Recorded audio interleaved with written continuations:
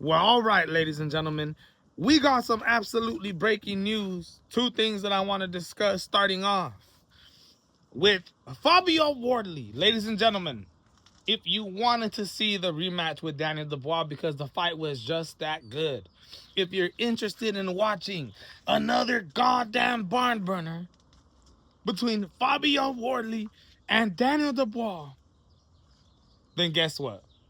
It's your lucky day. Fabio Wardley, it hasn't even been 7 days, has officially activated his rematch clause against Daniel Dubois. And they are aiming to set this fight for the second half or the end of 2026. Being that Fabio Wardley didn't suffer any serious injuries, just fought against Daniel Dubois last Saturday, got his face all busted up, but had to have no hospital visits. Ladies and gentlemen, Fabio Wardley has no serious injuries at all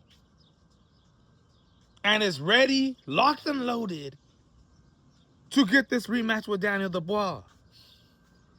It's absolutely breaking news. I feel like at the end of the day, when you got Alexander Usyk about to get mandated by the WBC to fight a G Cavial, then you got the WBA next in rotation to mandate their fight, and then you got the IBF yesterday announcing that they're going to comply with that. And then comes the WBO.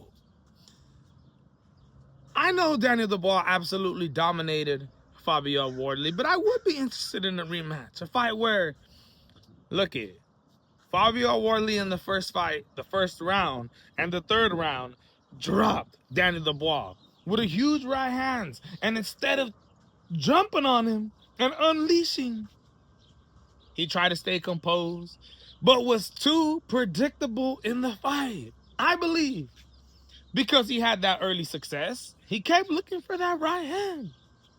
Daniel Dubois realized what Fabio Wardley was doing. And Fabio he wasn't versatile in his offense. It wasn't good enough. Daniel Dubois predicted everything before it was even thrown. I think in a rematch, Fabio Wardley, who we know for a fact can drop Daniel Dubois, is gonna have to fix a couple things. Bounce on those opportunities if you ever get Daniel Dubois hurt.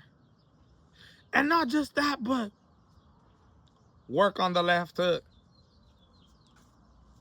Work on something else. Don't just rely on just that right hand. Ladies and gentlemen, it's breaking news. Fabio Wardley wants that rematch. He activated his rematch clause. It seems like this is what's going to go down at the end of 2026. Could be another fight of the year. My goodness. Now, ladies and gentlemen, following the WBC deciding to strip Shakur Stevenson of his lightweight strap because he didn't want to pay his sanctioning fees. Even though the WBC had nothing to do with the event, Shakur Stevenson, who held the WBC lightweight 135-pound bout, was moving on up to 140 pounds to take on Teofimo Lopez for the WBO and Ring Magazine title. Shakur Stevenson does this, but says he wants to come back down and defend his 135-pound bout. But because he doesn't pay sanctioning fees, the WBC decides to strip him.